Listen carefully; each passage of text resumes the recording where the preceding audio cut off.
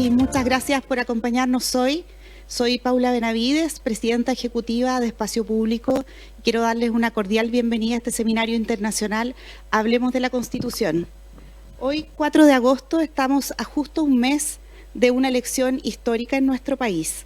Por primera vez decidiremos democráticamente respecto del texto constitucional que nos guíe por las próximas décadas. En los últimos años hemos vivido en Chile momentos que son excepcionalmente desafiantes. Luego de la crisis social de 2019, la pandemia vino a llevarnos a enfrentar, ¿verdad?, una condición sanitaria con profundos efectos sociales y económicos, efectos que han hecho aún más visibles problemas estructurales que arrastramos en materia de pobreza, vulnerabilidad y una profunda desigualdad. También se ha hecho evidente el debilitamiento que tenemos en la calidad de nuestros vínculos sociales, en la baja confianza interpersonal y la baja confianza en la capacidad de nuestras instituciones para enfrentar estos retos. Desde ese punto de partida, la crisis ha acelerado la reconfiguración de nuestro pacto social y la discusión constitucional ha sido la vía para iniciar ese camino. Sin duda, el proceso constituyente ha sido complejo y ha mostrado desafíos que tenemos como sociedad, pero también fortalezas. Una salida institucional a un momento de crisis como el que vivimos es un buen ejemplo de ello. Sin importar la opción que cada uno de nosotros escoja al momento de votar, desde Espacio Público creemos fundamental que la decisión sea informada, teniendo a la vista todos los elementos que nos permitan decidir lo que creemos que es mejor para el país. Es en este espíritu que nos llevó a realizar este seminario internacional, propiciar una conversación amplia, accesible, informada y constructiva, que reconoce oportunidades y también riesgos, y que además reconoce experiencias internacionales que pueden ser insumos para nuestra discusión nacional. Y justamente es en medio de un debate álgido, con exceso de información y desinformación dando vuelta en medios y redes sociales, que consideramos fundamental aportar en las temáticas que han generado mayor atención en la ciudadanía, como son la distribución del poder, los derechos sociales y los desafíos de su implementación, la plurinacionalidad y sus alcances, y también el mismo proceso constituyente, para analizar qué aprendizajes podemos sacar de él y ver una oportunidad para procesar nuestros conflictos y decantar acuerdos. Quiero agradecer a cada uno de quienes están aquí, a nuestra asamblea, panelistas, moderadoras y moderadores, a nuestro media partner, el diario El País, y a todos quienes presencial y remotamente se interesan genuinamente por construir juntos un mejor país para todas las personas. Quiero aprovechar también de agradecer a todo el equipo de Espacio Público, liderado por Pía Mundaca, por la organización del seminario. Sin más, los dejo con el primer panel de esta jornada. Hablemos de distribución del poder, y su moderador Diego Gil, académico de la Escuela de Gobierno de la Universidad Católica de Chile, quien presentará este panel. Muchísimas gracias.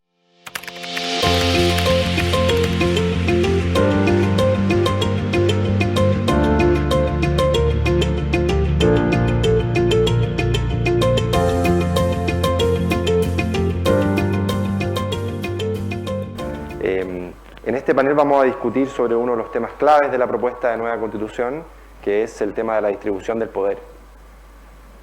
Fundamentalmente en dos dimensiones, ¿cierto? La distribución del poder en el ámbito del sistema político, sobre todo en las relaciones entre el poder ejecutivo y el poder legislativo, pero también la distribución del poder desde el punto de vista de la organización del territorio, lo que la propuesta de nueva Constitución llama la construcción de un Estado regional. Son los temas que vamos a conversar hoy día. Vamos a estar recopilando sus preguntas en el correo electrónico hablemosdelaconstitucion@espaciopublico.cl. Si ustedes pueden mandar sus preguntas a este correo, hablemosdelaconstitucion@espaciopublico.cl. Alguien de la organización me va a mandar a mi WhatsApp algunas de esas preguntas y yo voy a tratar de formularlas si el tiempo nos acompaña. Para este panel tenemos a tres muy destacados académicos, cientistas políticos, que nos van a ayudar a procesar y a tratar de entender esta nueva distribución del poder que propone el texto de la nueva Constitución. En primer lugar tenemos a María Victoria Murillo, aquí a mi izquierda. María Victoria es licenciada en Ciencia Política de la Universidad de Buenos Aires y doctora de la Universidad de Harvard. Actualmente es profesora titular de Ciencia Política y de la Escuela de Asuntos Públicos e Internacionales y directora del Instituto de Estudios Latinoamericanos en la Universidad de Columbia. Fue profesora en la Universidad de Yale e investigadora postdoctoral en la Universidad de Harvard y en la Fundación Russell Sage. Trabaja sobre economía política, comportamiento electoral, debilidad institucional y políticas públicas en América Latina. También tenemos con nosotros a Julieta Suárez Cao. Julieta es doctora y máster en Ciencia Política por la Universidad de Northwestern en Estados Unidos. Actualmente es profesora asociada del Instituto de Ciencia Política de la Universidad Católica de Chile y miembro de la red de politólogas. En el marco de la Ley de Gobernadores Regionales, realizó el diseño del sistema electoral que se utilizó en las elecciones regionales del año 2021. Sus áreas de especialización son instituciones políticas y de gobierno, federalismo, política subnacional, partidos políticos y representación de mujeres en los sistemas electorales. Bienvenida, Julieta. Muchas gracias por acompañarnos. Y también tenemos a Gabriel Negreto, quien debería estar conectado, pero no lo vemos aún. Ahí está. Haga una seña si nos escucha, por favor. Ahí está. Dijo hola. Sí. Bueno, Gabriel es profesor titular de Ciencia Política y director del programa de doctorado del Instituto de Ciencia Política de la Universidad Católica de Chile y profesor afiliado de la División de Estudios Políticos del Centro de Investigación y Docencia Económica, CIDE, de la Ciudad de México. Ha sido consultor de la Organización de Naciones Unidas, de IDEA Internacional, del Banco Interamericano de Desarrollo y del Programa de Naciones Unidas para el Desarrollo, entre otras. Su investigación se centra en política constitucional comparada, reforma electoral y constitucional, diseño institucional comparado y democratización. Bienvenido, Gabriel, quien se conecta, creo yo, desde Bahía Blanca, su ciudad natal. Bueno, vamos a comenzar entonces a conversar. Estos paneles están estructurados más bien como una conversación, más que exposición de los panelistas, y yo quisiera comenzar haciendo algunas preguntas generales al panel, de modo de quizás progresivamente entrar en algunos detalles de la propuesta de nueva Constitución. Y quisiera partir por María Victoria, quien nos acompaña desde Nueva York, y quien ha podido observar, analizar este proceso chileno desde cierta mayor distancia quizás de lo que lo hemos hecho nosotros, ¿cierto?, con Julieta y Gabriel. Se quería preguntarte en términos más generales, ¿cómo ves el nuevo diseño, la nueva distribución del poder de la propuesta de nueva Constitución? Y sobre todo pensándola desde sus referencias comparadas, desde lo que ha ido ocurriendo en otros países de la región. Yo creo que hay mucha ansiedad a veces en la discusión chilena respecto de en qué medida este nuevo modelo nos puede acercar a quizás países a los que no queremos acercarnos, ¿cierto?, que muchas veces se utilizan como negativamente en el debate público. Cómo acercarnos quizás a otros países de referencia a los que sí queremos acercarnos, cómo no caer en prácticas a las que habitualmente vemos quizás en Latinoamérica y que obviamente dañan el funcionamiento de nuestros sistemas políticos. Entonces quisiera partirte con una pregunta más bien general sobre en qué medida crees tú que este nuevo diseño, cómo se ve este diseño de una perspectiva más bien comparada, sobre todo en la región. La forma en la que surge este diseño tiene que ver también con la experiencia comparada. 2019 fue un año de estallido en Chile, pero no solo en Chile. Hubo protestas en muchos países de la región, pero en los otros países de la región las protestas tenían un objetivo claro y tenían una organización. Entonces, cuando ocurrieron, había concesiones para darle y había con quién negociar. En Chile no había ninguna de esas dos posibilidades. Entonces, la solución que encontró el sistema político, las élites políticas, fue usar la Constitución como punto focal y generar este proceso que termina en la Constitución. Entonces, acá hay una cosa que es clara, que la Constitución surge como solución a una crisis de la cual el sistema político no sabe cómo resolver. La experiencia más parecida, y Gabriel tendrá más que decir al respecto, para mí es la colombiana, ¿no?, con la del 91. Y Colombia no cambió dramáticamente después de la Constitución. Entonces yo no espero que las reglas, en el caso chileno, si bien evidentemente en Chile hay una creencia más fuerte que en el resto de América Latina sobre el poder de las reglas, vayan a cambiar el poder. Lo que ha movido el status quo acá fue la movilización de 2019. La Constitución tiene derechos sociales que hasta lo que dicen que rechazan la Constitución ahora aceptan. pero lo aceptan no porque está escrito en esta Constitución, sino porque el status quo fue movilizado por la protesta en la calle. Entonces, ha habido una redistribución del poder, sí, pero esa redistribución del poder no tiene absolutamente nada que ver con esta Constitución. En todo caso, la Constitución refleja esa redistribución del poder y por eso la extensión que tiene, 388 artículos que tratan de responder a las múltiples demandas que había en la calle en ese momento. Ahora, pensar que si se implementara todo lo que dice acá va a cambiar el poder en Chile me parece una cosa un poco ingenua. Aparte que los artículos transitorios, que son otros 47, delegan la mayoría de una gran cantidad de leyes, cientos de, yo no sé, no saqué el cálculo, pero muchísimas leyes y la creación de muchísimos organismos para implementar lo que dice la Constitución a un Congreso que es el Congreso actual, con los mismos diputados y senadores que tienen ahora y que estaban antes. O sea, la gente a cargo de implementar esto van a ser los políticos que no son tan populares y que fueron elegidos por la gente. Entonces, me parece que pensar que el proceso de implementación va a generar un nuevo status quo súper dramáticamente diferente es también un poco ingenuo. Va a ser un proceso más arduo, esta Constitución es un punto de partida y el proceso de implementación, yo creo, lo que comentábamos antes con Bies, incluso van a modificarse las cláusulas transitorias porque no hay manera que el Congreso apruebe en el tiempo dado todo lo que dice. ¿Qué van a hacer con...? Y el Congreso va a tener entonces capacidad de priorizar qué es lo que quiere, qué es lo que no quiere.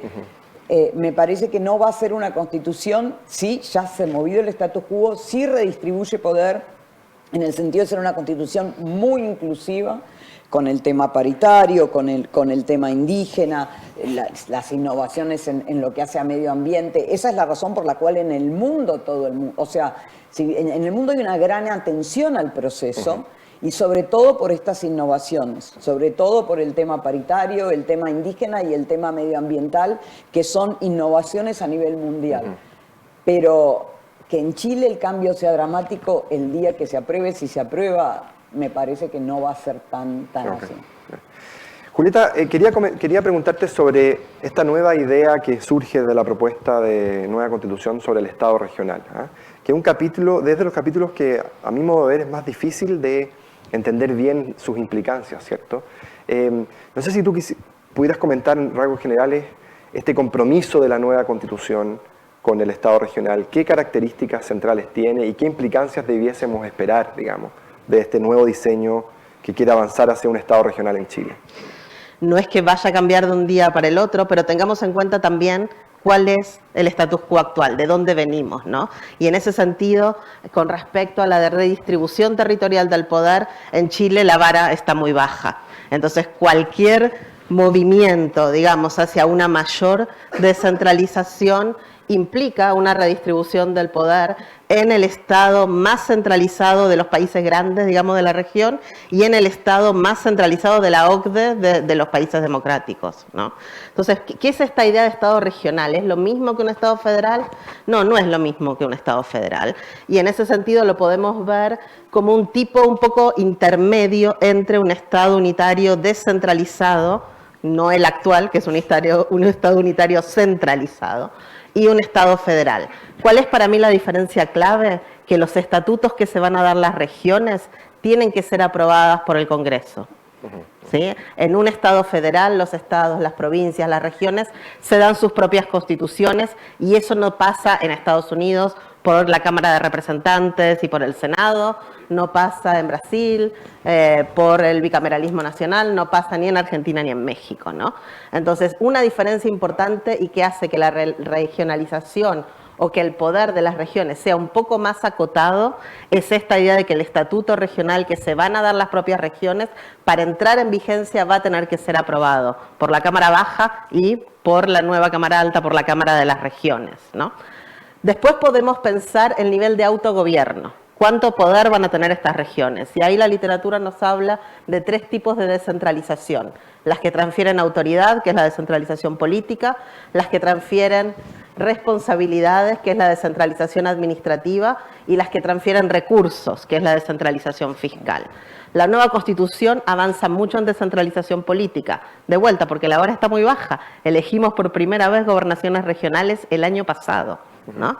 Entonces, ¿en qué avanza en descentralización política? Bueno, en la elección directa de todos los cargos, avanza también en mecanismos de participación ciudadana a nivel local, a nivel regional, avanza en gobernaciones regionales que ahora se le agregan los poderes que tienen actualmente los delegados y las delegadas presidenciales, entonces van a ser figuras un poco más fuertes.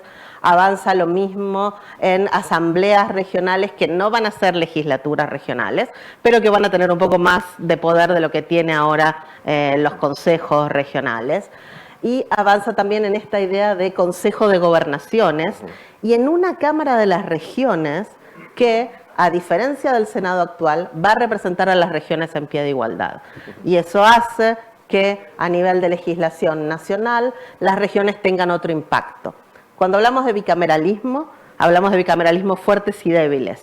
Los más fuertes son los bicameralismos incongruentes, como la Cámara de las Regiones, donde todas las regiones están representadas por principio territorial y no por principio poblacional, porque el principio poblacional está representado en la Cámara de Diputadas y Diputados. Ahora lo que se ha dado en llamar el Congreso en la nueva propuesta, tomando el término español, ¿no? El Congreso de Diputadas y Diputados. Y también en el poder que tengan estas cámaras. En un federalismo esperaríamos que las dos cámaras tuvieran mismos poderes, que sea simétrico.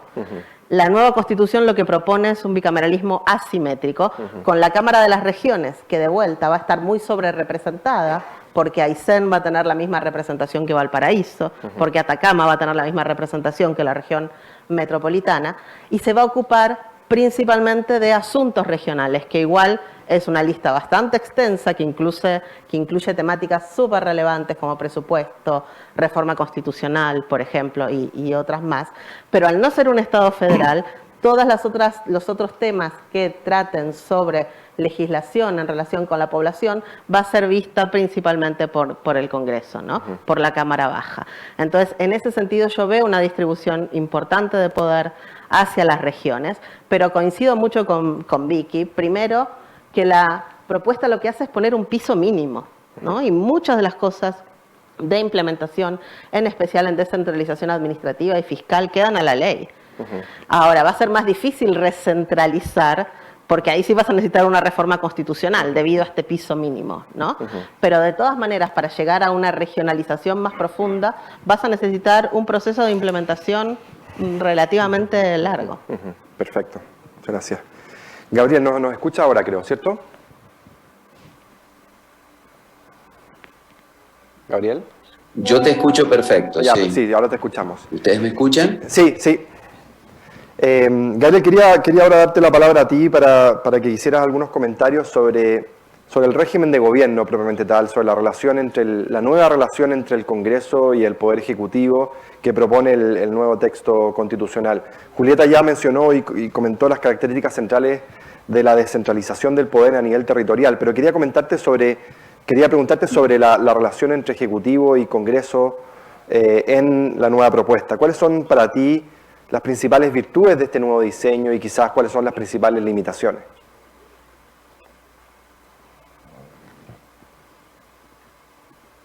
Sí, muchas gracias, Diego. Mira, me gustaría comenzar con una reflexión más general, porque estamos en el contexto de discutir previamente al plebiscito del 4 de septiembre. Y hoy en el debate público lo que se escucha es, bueno, la conveniencia, inconveniencia, conflictos que se derivan de tal o cual artículo. Y la verdad es que a mí me parece que el principal juicio que se debe hacer es un juicio histórico, ¿sí? Y esto tiene un poco que ver con lo que decía Vicky al comienzo. ¿En qué sentido? Es decir, el primer juicio que hay que hacer acerca de una nueva Constitución es si esta Constitución responde a las razones históricas que la hicieron necesaria. Y a mí me parece que, visto de esta perspectiva, la respuesta con respecto a la propuesta constitucional, tanto en aspectos relativos al sistema político como en otros, es que sí responde, y responde de una manera adecuada. ¿En qué sentido? Bueno, porque trata de superar todas las deficiencias que se habían detectado tanto por parte de expertos como por parte de la ciudadanía en el orden constitucional anterior, y que ya habían sido en gran medida cuestionadas y habían sido deslegitimadas con la movilización social de fines del 2019. Mi opinión es que esta propuesta es adecuada a la coyuntura histórica de la cual surgió. Si lo vemos desde el punto de vista general, ¿cuáles son esas deficiencias que esta propuesta trató de resolver y que fueron detectadas a nivel de expertos y a nivel de la opinión pública? Bueno, modera el excesivo presidencialismo del sistema anterior, fortalece las mayorías legislativas cuyas facultades estaban excesivamente limitadas desde el diseño de la Constitución del 80 y que se mantuvieron en sucesivas reformas, expande derechos sociales, hace posible la participación popular directa, algo que la Constitución chilena era la única en América Latina que no había estado tocada, digamos, por estas reformas en las últimas décadas, genera innovaciones que responden a cambios culturales y sociales en Chile muy importantes, como la paridad de género, como la representación indígena. Así que me parece que esto es muy importante como juicio general y como análisis preliminar de cara al plebiscito del 4 de septiembre. En cuanto al sistema político, bueno, la caracterización es la siguiente. La propuesta disminuye el poder del presidente de manera importante, sobre todo en materia legislativa, en cuanto a iniciativa, en cuanto a urgencias, en cuanto a poderes de veto, y fortalece la legislatura. En particular, fortalece, ¿sí?, al Congreso de Diputadas y Diputados en relación al presidente, pero también fortalece a la legislatura en general. Quedó un bicameralismo asimétrico, como decía Julieta, que en su versión final es un bicameralismo asimétrico bastante moderado, mucho más cercano a lo que era el bicameralismo previo de lo que era en las propuestas, en los informes iniciales. Yo creo que es una propuesta razonable, es una propuesta aceptable, no hay nada en los cambios que se han introducido que haga pensar en la posibilidad, digamos, de una disfuncionalidad profunda en el funcionamiento del sistema político, pero a mí me preocupa más que lo que se hizo, lo que no se hizo.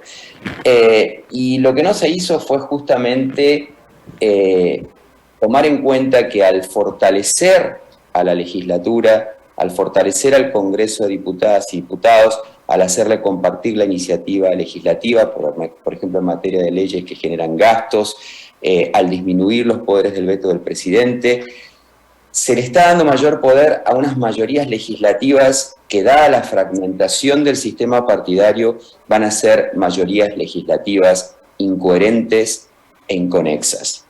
Van a ser mayorías legislativas que en general van a responder a facciones, a fracciones de la oposición política y que van a tener ahora más poder, bastante más poder que el gobierno, que la presidencia, y no se introdujo ninguna medida para moderar la fragmentación partidaria.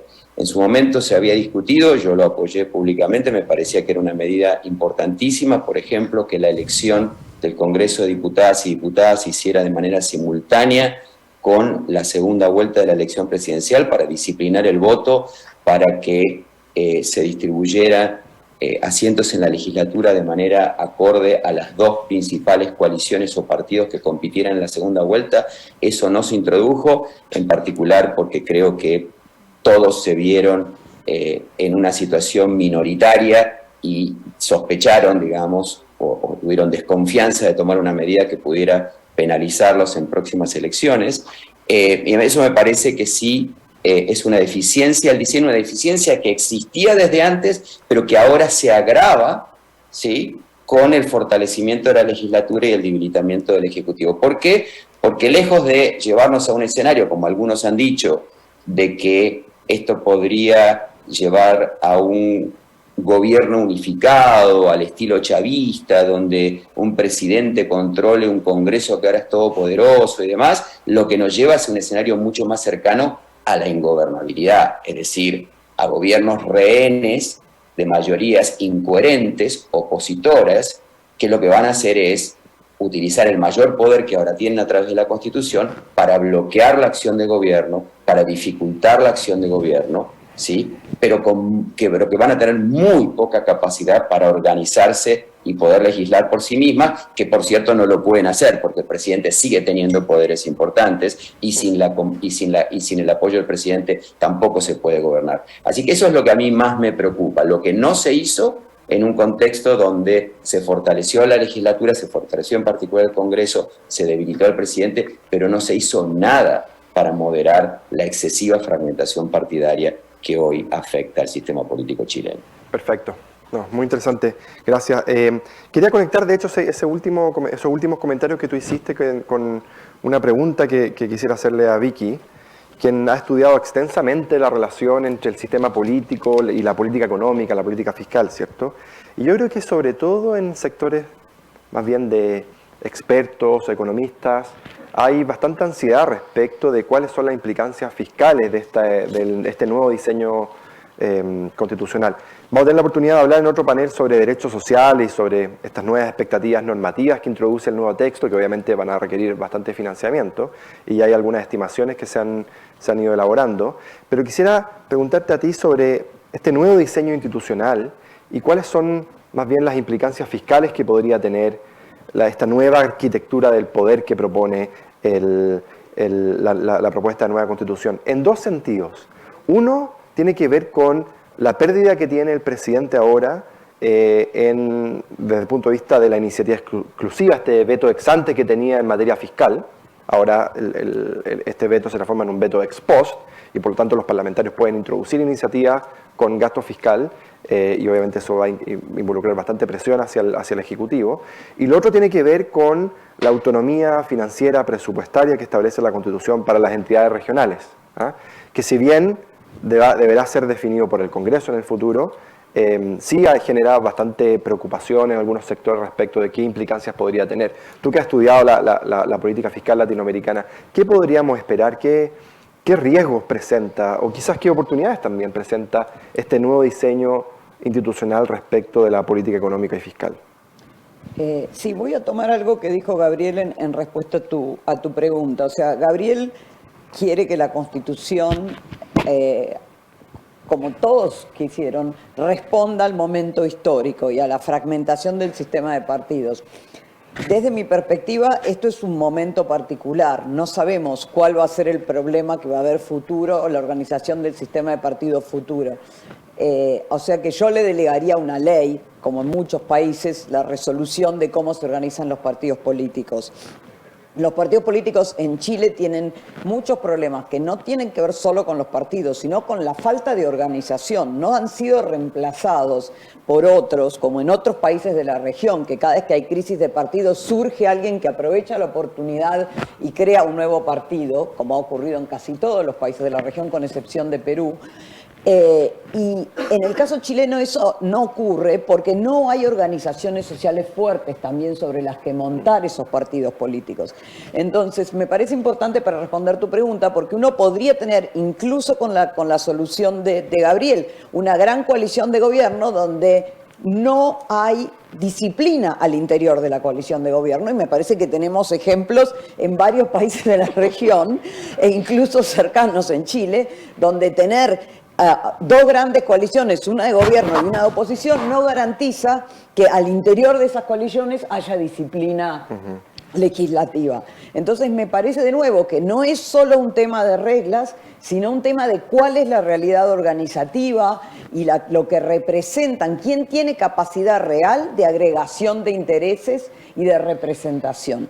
Y con esto voy a tu pregunta. Yo cuando leí la Constitución, el borrador, me pareció, entiendo que de donde viene Chile no parezca tanto, pero una constitución muy fiscalista. El poder del presidente chileno, cuando dábamos clases de presidencialismo, históricamente era el más alto del mundo. Ningún otro presidente democrático tenía los poderes que tenía el presidente chileno, porque la constitución no era una constitución democrática. Tenía los presidentes de un presidente no democrático, o sea, siempre estaba al final de la distribución.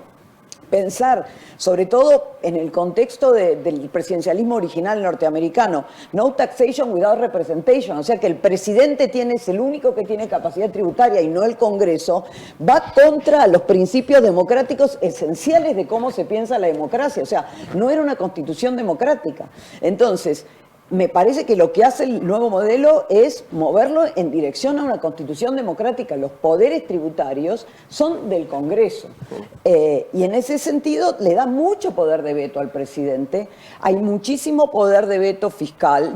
La participación popular no puede incluirse en temas tributarios. E incluso cuando los nuevos territorios y comunas legislan, tienen que hacerlo con acuerdo al centro. El presidente tiene que concurrir. Hay muchísimos puntos de veto desde el punto de vista fiscal que tratan de prevenir justamente que ocurra lo que tú dices. Pero lo que es interesante es que cuando ocurre no necesariamente está asociado a las normas.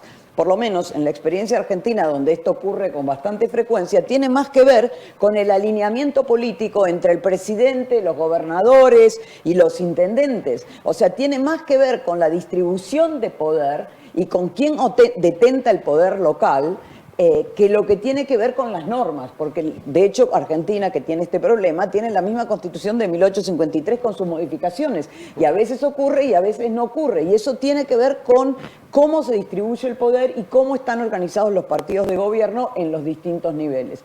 Entonces, de nuevo, yo pienso que el problema puede o no surgir, pero no tiene tanto que ver con las reglas, y en todo caso las reglas de esta Constitución son extremadamente cautas en el terreno fiscal. Así que me parece que la práctica que ya tiene Chile de tantos años con esa visión de cautela fiscal, más las reglas, me harían desconfiar de que ocurriera, por lo menos en el corto plazo. Perfecto. Muchas gracias. Julieta, conectando un poco lo mismo, y sobre todo también el comentario que hizo Gabriel respecto de la gran omisión de la propuesta de sistema político, que tiene que ver fundamentalmente con el tema de los partidos, de la regulación de los partidos políticos y del sistema electoral. Hay algunas cuestiones puntuales que están obviamente reguladas en el texto, como el criterio de la paridad de género, como la regla de los escaños reservados. Pero a grandes rasgos, la Convención Constitucional chilena pudo avanzar muy poco desde el punto de vista de la organización de los partidos políticos y del diseño del sistema electoral, en parte porque, digamos, había muy poco consenso respecto de esos temas, es decir, se introdujeron iniciativas en distintos ámbitos en estos temas, ninguna prácticamente pudo ser aprobada en el Pleno. Y en segundo lugar, creo yo, lo que está detrás quizás es que la gran mayoría de los convencionales eran personas independientes que no estaban organizadas en partidos políticos. En consecuencia, eso siempre fue un obstáculo para avanzar en reglas en temas electorales y de partidos políticos. Entonces quería preguntarte respecto de esa omisión. ¿Es algo que quizás se debiese reformar en un futuro cercano? ¿Es algo que a lo que habrá que reaccionar de modo legislativo? ¿Cómo poder, digamos, conectar, cómo complementar adecuadamente este nuevo diseño del sistema político con un régimen electoral y de partidos políticos? Sí, yo creo que se avanzó poco y podría agregar por suerte, porque si te acuerdas, Diego, Gabriel, que estuvieron más en el día a día, las propuestas que estaban sobre la mesa, que incluía, por ejemplo, constitucionalizar las listas de independientes, no pasaron al Pleno, ¿no? Entonces, yo soy de la opinión que el sistema electoral y ley de partidos es legislación ordinaria.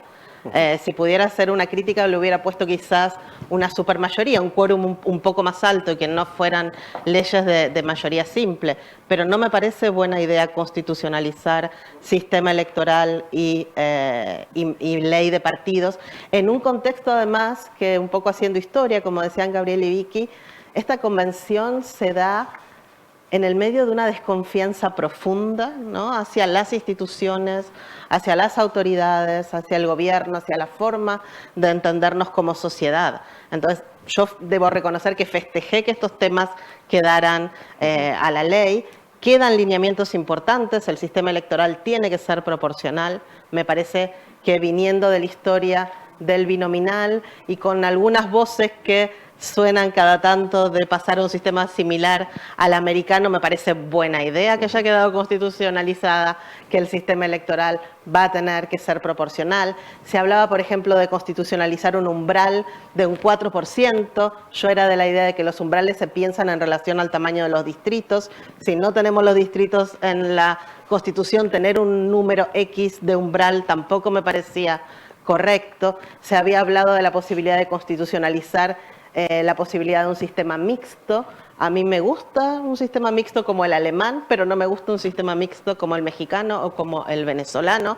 Entonces, me parece bien que no se haya constitucionalizado eso y que tengamos tiempo para pensar una reforma electoral, digamos, en el Congreso, ¿no? Y viendo absolutamente todos los componentes del sistema electoral.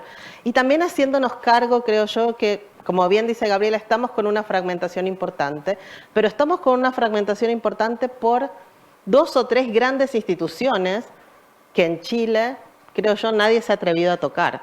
Una es la lista abierta, ¿no? Entonces, queremos menos partidos, más fragmentación, queremos partidos más disciplinados que se puedan poner de acuerdo, como dice Vicky, y no coaliciones que después tienen más problemas internos que lo que tienen para ponerse de acuerdo entre ellas. Bueno, repensemos cómo son nuestras listas. Queremos partidos más disciplinados, bueno, repensemos la posibilidad de que haya independientes asociados, porque ahora estamos asustados de los independientes, pero hace 10 años, 5 años, eran supuestamente lo que iba a oxigenar el sistema político, ¿no? Los independientes parecían ser la salvación hasta la convención y ahora nos repensamos, quizás no era tan bueno, quizás no es que ser independiente, ser pragmático, ¿no? Por lo tanto era no ser ideológico, era como súper racional y quizás no era bueno. Y otro tema que es súper impopular, pero bueno, es mi último caballito de batalla, son las coaliciones. Las coaliciones generan la posibilidad de crear partido chiquito y colgarlo de la coalición y tratar de capitalizar, conseguir algún acuerdo. No genera incentivos para tener identidad programática. Se desdibujan también los partidos en relación con la ciudadanía, con lo que la gente entiende, cuál es la diferencia, qué representa cada partido si están en coaliciones extremadamente estables en el tiempo. Creo que hay un montón de otros temas que tenemos que pensar para hacerle frente a la fragmentación y al menos yo estoy de acuerdo que eso sea materia de ley y que nos tomemos el tiempo para pensar una buena ley de partidos, ahora de acuerdo también al nuevo Estado regional, y un buen sistema electoral que permita, digamos, generar partidos o sentar las bases para tener partidos más fuertes. Perfecto, muchas gracias. Gabriel, nos llegó una pregunta, de hecho, para ti, y creo que también conecta bien con los últimos comentarios que hicieron tanto Vicky como Julieta. La pregunta es, ¿qué medidas se pudieron haber introducido para desfragmentar, digamos, la representación parlamentaria en el texto constitucional?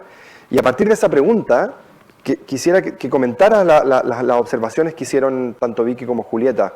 Vicky, por un lado, sosteniendo que existen bastantes mecanismos de veto del Ejecutivo en el nuevo sistema político para prevenir la irresponsabilidad fiscal. Quería ver si tú estás de acuerdo con esa observación. Y la observación de Julieta en torno a que es mejor delegar toda la estructura, la regulación del sistema electoral y de partidos políticos en legislación posterior, más que introducir mecanismos ad hoc en el texto constitucional. Creo que sería bueno que pudieras comentar esas dos observaciones y también hacerte cargo de esta pregunta respecto de cómo desfragmentar la representación parlamentaria en el texto constitucional.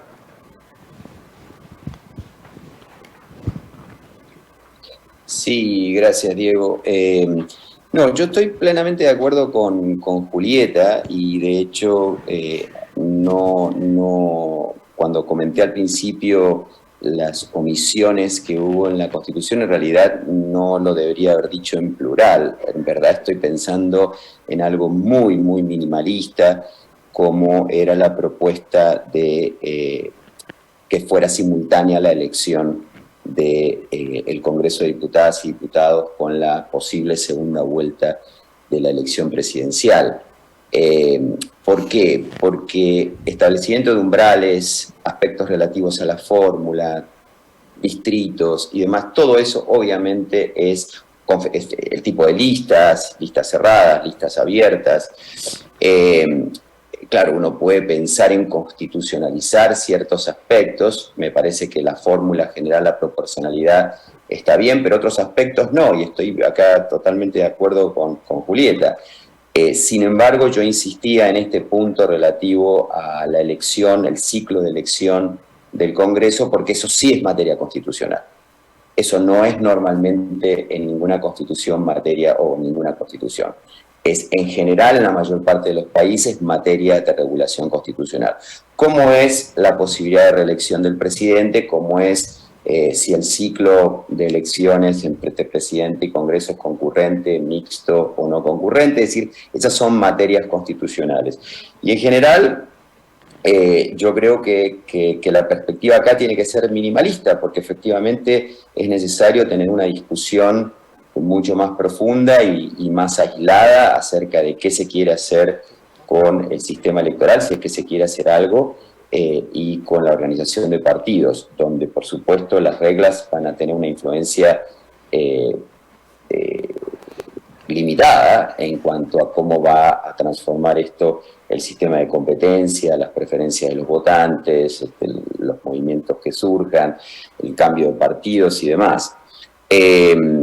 Entonces, me parece que la Constitución tuvo los constituyentes tuvieron una aproximación correcta en cuanto a tratar de evitar estas discusiones, pero no al haber excluido elementos mínimos que sí podrían haber estado y podrían haber contribuido de manera indirecta, por lo menos a disciplinar un poco más el voto. Yo creo que todo lo demás que se puede hacer tiene que ser, sí, a través de legislación ordinaria. Estoy de acuerdo con lo que dice Vicky. Creo que los puntos de veto que permanecieron son bastantes.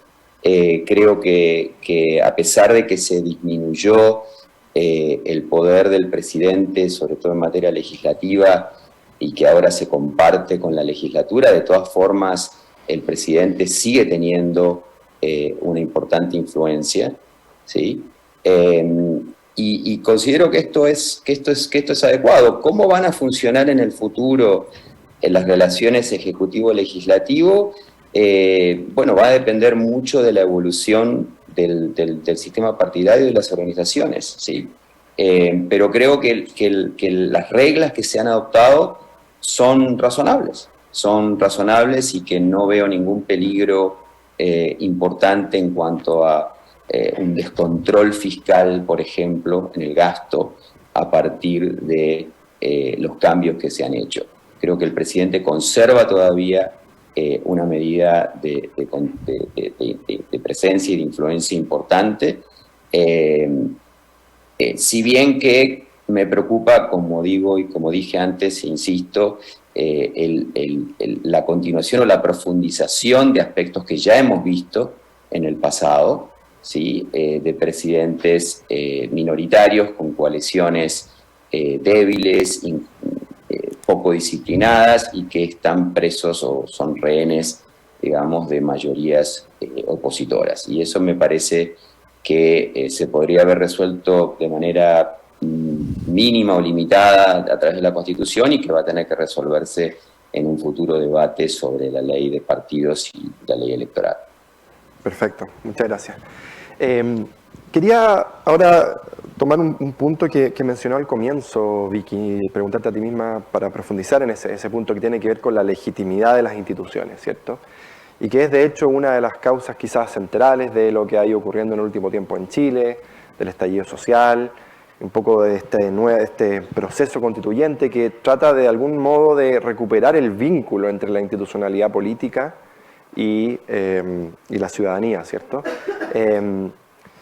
La pregunta es, ¿en qué medida? Obviamente que hay una parte importante de esto, quizás la parte más importante que no depende de reglas, como tú mencionaste al comienzo, pero ¿en qué medida crees tú que este nuevo diseño institucional podría favorecer, quizás recuperar ese vínculo? ¿Hay algo de lo que tú pudiste leer en el nuevo texto constitucional que te permita pensar que al menos en ese punto va a haber alguna respuesta en el corto o mediano plazo?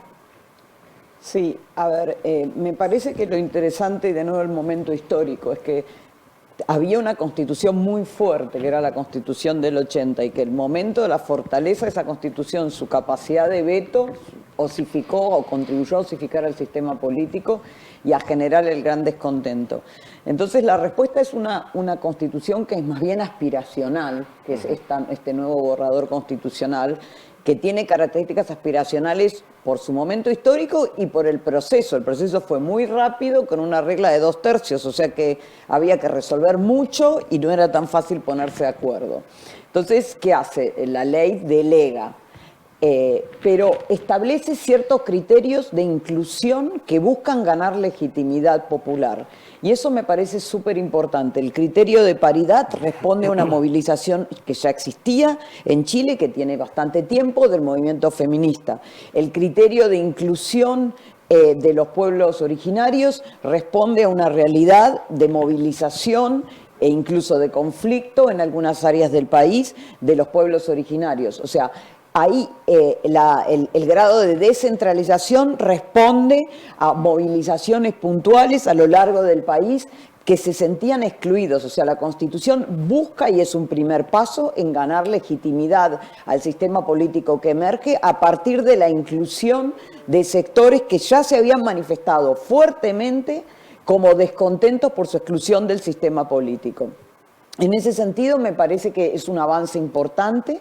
No es que va a resolver de un día para el otro, pero sí es un primer paso en ganar la legitimidad y un primer paso que va a hacer que los políticos a cargo de la implementación de muchas de estas leyes, que en algunos casos son bastante específicas, sobre todo en el criterio de paridad, de cómo tienen que ser implementadas, piensen la oportunidad que se les está dando de volver a legitimarse frente a la ciudadanía en la forma de implementación de estas leyes, porque justamente hay una expectativa de que esto va a mejorar la crisis política. Entonces, el darle esa posibilidad de mostrar que van a contribuir a mejorar la crisis política y a darle una solución de que aumente la legitimidad y la inclusión, me parece que es un paso adelante en salir de la crisis de legitimidad que generó una constitución muy fuerte. O sea, en ese sentido, la debilidad de esta constitución, en el sentido de ser aspiracional, de requerir implementación, la hace más flexible y me parece que da la oportunidad de siguiendo las pautas generales que esta provee, de ganar legitimidad para el sistema político. Perfecto. Muchas gracias. Julieta, te quería preguntar sobre la regla de paridad, ¿cierto? Que es obviamente un ámbito donde creo yo hoy día existe bastante consenso, si bien obviamente siempre van a existir bolsones de resistencia, pero yo creo que generó bastante consenso esta idea de mantener la regla de paridad a través de la cual se utilizó para la elección de la Convención Constitucional y extenderla, ¿cierto? Pero creo yo todavía no hay claridad, o todavía falta claridad, en cómo se va a implementar esa regla de paridad. De hecho, hay algunos órganos a los cuales se tiene que aplicar la regla de paridad donde todavía no está claro. Algunos órganos unipersonales, por ejemplo, donde tiene que aplicarse la regla de paridad. ¿Cómo ves tú que se va a desarrollar este proceso de implementación de la regla de paridad, que no solamente tiene que aplicarse en elecciones a nivel nacional, sino que también a subnacional? ¿Qué resistencias pueden haber? ¿Qué dificultades pueden haber en la implementación de la regla de la paridad? Bueno, Diego, no me agarras en un momento tan optimista con esto, porque yo creo que hay mucho acuerdo social, transversal sobre paridad, pero cuando escuchás a las élites, digamos, la propuesta de Chile Vamos, el compromiso no incluía paridad. Hay un montón de voces de la derecha que salieron a decir que la paridad fue necesaria para la convención, como si ya no fuera más necesaria. Entonces, yo creo que lo damos, ¿no? Lo tomamos for granted, lo damos como que ya está, pero no me queda tan claro. En ese sentido yo estoy un poco más pesimista. Me parece que hay un acuerdo social, no sé si este acuerdo se replica a nivel élite. Es cierto que la Constitución establece mandatos de integración paritaria y algunos son más sencillos que otros. Claramente en los órganos que son electorales, ¿no? Donde se llenan a través de una elección y son órganos pluripersonales de muchas personas, va a ser más sencillo establecer mecanismos de paridad a través del sistema electoral, pero también hay paridad en todos los órganos del Estado, ¿no? Algunos de ellos que se entra, por ejemplo, por concurso público. Entonces, yo creo que en eso las transitorias son fundamentales para hacer que de un proceso mucho más gradual, pero firme, ¿no? La idea es que no quede tampoco como letra muerta en la Constitución, pero que de aquí en adelante las futuras incorporaciones vayan siguiendo criterios paritarios. Es cierto que paridad, por ejemplo, es mucho más compleja de aplicar en cargos electivos unipersonales, ¿no? Gana una sola persona, no la podemos dividir. Hay ejemplos internacionales de estructuras o de normas para lograr paridad o para acercarnos a la paridad en elecciones de alcaldes, alcaldesas, de gobernadores y gobernadoras.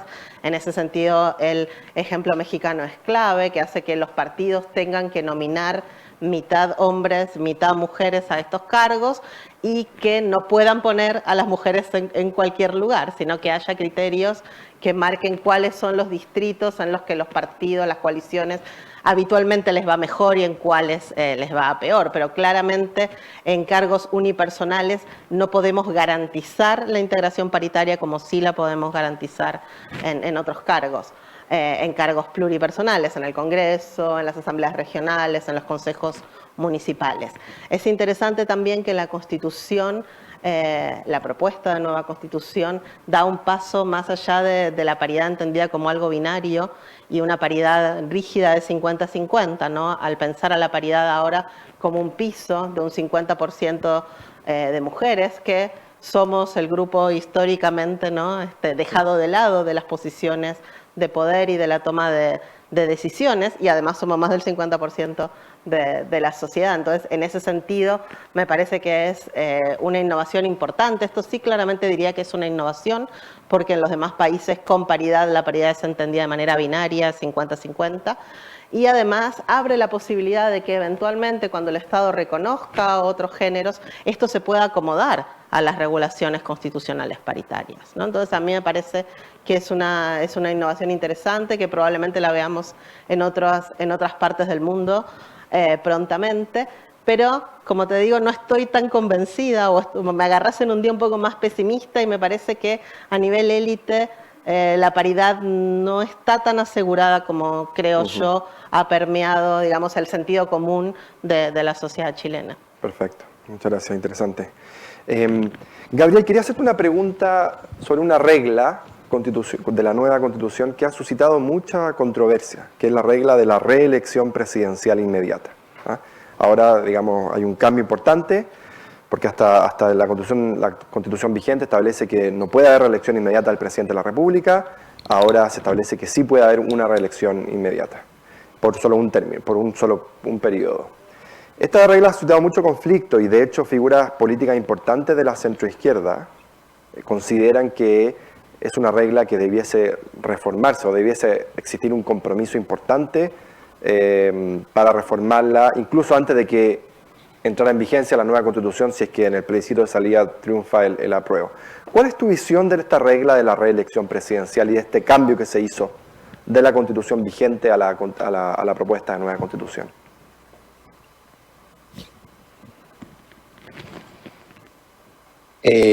Mira, Diego, sí, acá yo creo que ha habido expresiones y opiniones completamente exageradas con relación a la reelección consecutiva del presidente.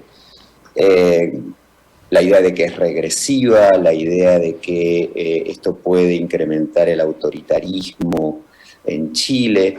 Me parece completamente fuera de lugar estos comentarios. ¿Por qué? Bueno, porque dada la forma en que se incorporó, esto no es correcto, porque, en primer lugar, la reelección no fue incluida a pedido del presidente en ejercicio, ni se aplicará al actual presidente. Hay una norma transitoria según la cual no le aplicará esta regla al presidente Boric, es decir, se va a dejar al presidente que lo suceda en el 2026. En segundo lugar, se establece una sola reelección consecutiva para un periodo corto de gobierno, como son 4 años. Esto no se modificó. lo cual es compatible con la alternancia en el poder y coincide con normas similares en democracias establecidas, por poner un caso como la de Estados Unidos. En tercer lugar, para evitar que el presidente en ejercicio tenga una excesiva ventaja cuando compite por su reelección, que es un fenómeno extendido que se conoce como la ventaja del incumbente, ¿sí? La propuesta establece que desde el día en que se inscriba su candidatura no podrá ejecutar gasto que no sea de mera administración ni realizar actividades públicas que conlleven propaganda a su campaña para la reelección. Con lo cual, la forma en que se introduce la reelección consecutiva en Chile es la mejor práctica que podríamos haber pensado, ¿sí? No es el presidente Menem queriendo reformar la Constitución para reelegirse, ¿sí? No es el caso de Chávez tergiversando la interpretación de las enmiendas y las reformas para volver a presentar la pregunta de si se acepta la reelección del presidente para él continuar en el poder. No es el caso de Evo Morales, es decir, no es el caso de ninguna de las experiencias que han dado una imagen justificadamente negativa a la reelección presidencial. Y la reelección presidencial, además, tiene efectos positivos. En un periodo muy corto, como es el de 4 años, la posibilidad de una reelección, estos son argumentos que ya se conocen hace mucho tiempo, que eran los que en algún momento apoyaron los padres de la Constitución americana, como Alexander Hamilton. El permitir la reelección, bueno, da incentivos a una buena gestión de gobierno, en el sentido de que se puede pensar más allá de los 4 años, que se da un incentivo para premiar una buena gestión, ¿sí? Y que pone en manos de los votantes la posibilidad de ratificar o no al presidente en ejercicio de acuerdo al juicio que merezca su gestión en la opinión pública. Es decir, el argumento de los reeleccionistas de que limitar la posibilidad de reelegir a un presidente es limitar la libertad de elección y en este sentido es antidemocrático, tiene una dosis de verdad, ¿sí? El problema no es tanto en discutir la reelección en abstracto, sino qué tipo de reelección. Reelección por una sola vez es aceptable. ¿Cómo se introdujo la reelección? ¿Se introdujo la reelección a instancias del presidente en ejercicio para perpetuarse en el poder? ¿Sí o no? En el caso de Chile no es así. Entonces yo creo que se estableció la figura de la reelección presidencial inmediata de la mejor manera en que se podría establecer y es, yo creo, fácilmente defendible desde un punto de vista democrático, desde un punto de vista de gestión, desde el punto de vista de la eficiencia y de la gobernabilidad. Así que me parece que no hay ninguna razón para preocuparse por esta norma. Perfecto. Bueno, ya se nos está acabando el tiempo, entonces quería ofrecerle la palabra final a Vicky, a Julieta y a Gabriel, así en 1 minuto cada uno, si pudieran comentar algún tema que quizás yo no pregunté o algo general respecto de la propuesta que quisieran destacar. Sí, o sea, mi impresión es que la propuesta no es, entiendo, visto desde Chile pareciera muy maximalista, visto desde fuera de Chile no parece tan maximalista. Y sobre todo es una propuesta que delega mucho de su implementación a políticos cuya elección no tiene nada que ver con la constituyente. O sea, no es que ellos responden a los mismos incentivos electorales que aquellos que fueron elegidos para escribir la Constitución, sino que responden a incentivos electorales muy diferentes y en un contexto que me parece importante recordar, que en todo el mundo la gente está descontenta con sus políticos. Yo entiendo que en Chile están particularmente descontentos, pero no es un momento bueno para ser partido de gobierno en ningún lugar del mundo. La pandemia, la inflación, van a hacer que quien sea que sea electo venga con una carga de preocupación por los problemas concretos e inmediatos de la ciudadanía. Y esa misma gente va a estar a cargo de implementar una constitución que tiene plazos más largos. Entonces hay que entender cuáles van a ser los incentivos y cómo va a afectar esto la discusión constitucional. Y me parece importante el proceso de delegación por algo que dijo Julieta, que es la necesidad de pensar con más tiempo muchos de los elementos que han sido delegados, dado la velocidad con la que se hizo el proceso constitucional. El hecho que se hubieran votado tantas cosas tan rápido, me parece que muchas de estas cosas requieren más tiempo, más maduración, y la delegación a leyes ha sido en ese sentido una cosa muy buena de esta Constitución y una cosa que nos permite pensar que van a poder procesarse de una forma que incluya más visiones, diferentes posiciones políticas y más maduración en la toma de decisiones. Perfecto, muchas gracias. Julieta.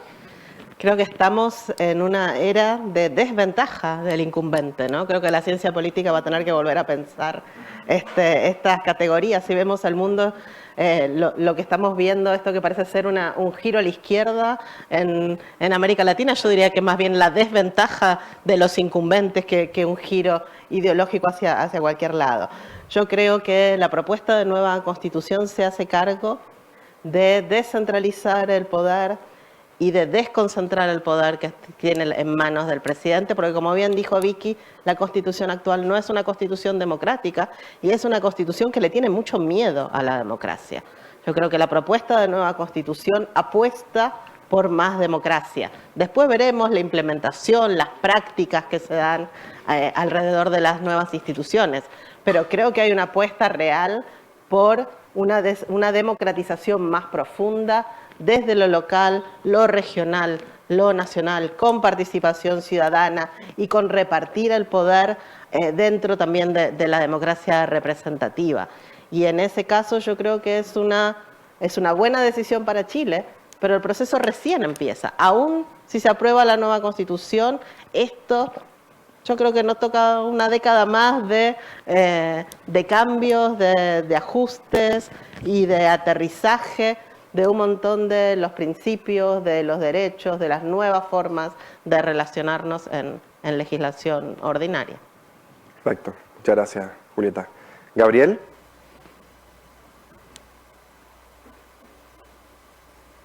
Sí, yo creo que en este momento la discusión está versando sobre aspectos muy particularistas de la Constitución. Hay un enfoque local muy fuerte sobre qué pasó, qué ocurrió, si fue maximalista, cómo quedó la representación de la Convención, si fue demasiado de izquierda, si esto no representa al votante promedio. Y me parece que todo esto puede ser cierto, pero en este punto hay que entender algo que desde la perspectiva comparada es más claro ver. Este es un proceso demasiado demandante para el ciudadano y para el votante.